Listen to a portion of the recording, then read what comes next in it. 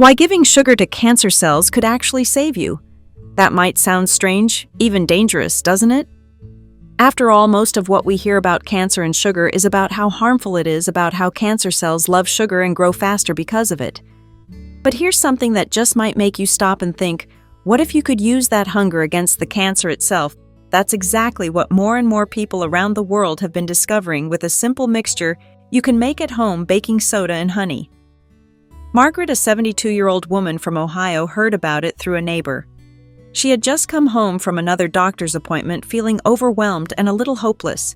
Her doctor had said she was stable, but her energy was gone, her appetite was poor, and her fear was constant.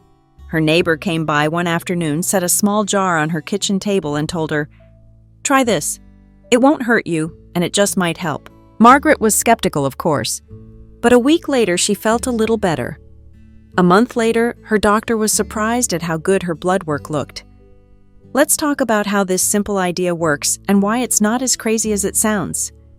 Cancer cells really are sugar hungry. In fact, they use sugar about 15 times faster than healthy cells do. They thrive in an acidic, low-oxygen environment, which is exactly what modern diets often create. But here's where the trick comes in. When you combine baking soda with honey or maple syrup and gently heat them together, you're creating a kind of Trojan horse. The sugar in the honey lures the cancer cells; they can't resist it. But hidden inside that sweet delivery is baking soda, a strong alkaline substance. When it sneaks inside those cancer cells, it floods them with alkalinity, forcing a rapid shift in pH and making the cell environment too oxygen-rich for the cancer to survive. In other words, the sugar carries the baking soda past the defenses, and the baking soda does the real work of neutralizing the harmful cells or reverting them to normal. For decades, people assumed that giving sugar to someone with cancer was dangerous. And of course, eating too much sugar in general is bad for anyone's health. But the key here is not the sugar alone, it's what the sugar is carrying. Experts in this field have studied this idea for over 60 years, and they've shown that in controlled short-term use, it doesn't feed cancer, it turns the cancer's own appetite against itself. If you'd like to try making this at home, it's actually very easy.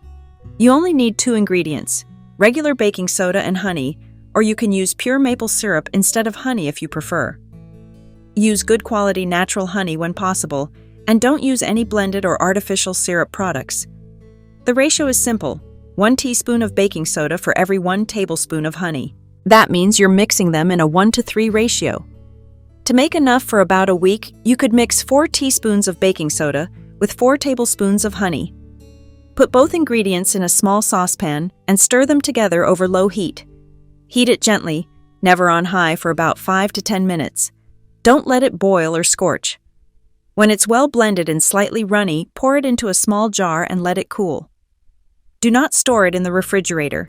Keep it in a cool, dry place in your kitchen. How do you take it? Very simple. 1 teaspoon 1 to 3 times a day. That's it. Don't take it right before or right after a meal. Give yourself some time on an empty stomach or between meals. Most people use it for about 1 to 2 months at a time and then stop. This is not something you keep doing forever. It's also important to adjust your diet during the time you're using this mixture. Try to cut back on meats, eliminate refined white flour, and avoid added sugars. The more you can keep your body in a clean, alkaline state, the better this therapy can work alongside your body's natural defenses. Now let's talk a little more about what's actually happening inside your body, because this is something everyone over 60 should understand.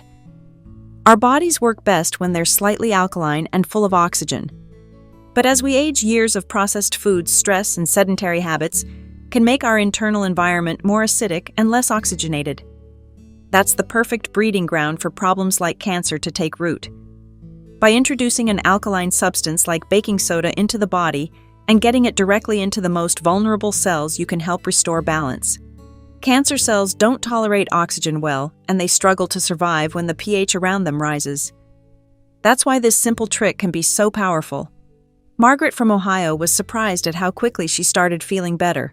In the first week, she felt a little more energy and was sleeping better. After about 3 weeks, she noticed she could walk farther without getting winded, and her appetite returned. At her next doctor's appointment, her blood work was stable and even slightly improved.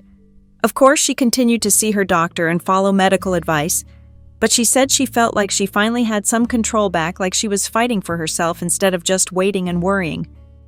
And that's what we really want for you too. This is not a miracle cure.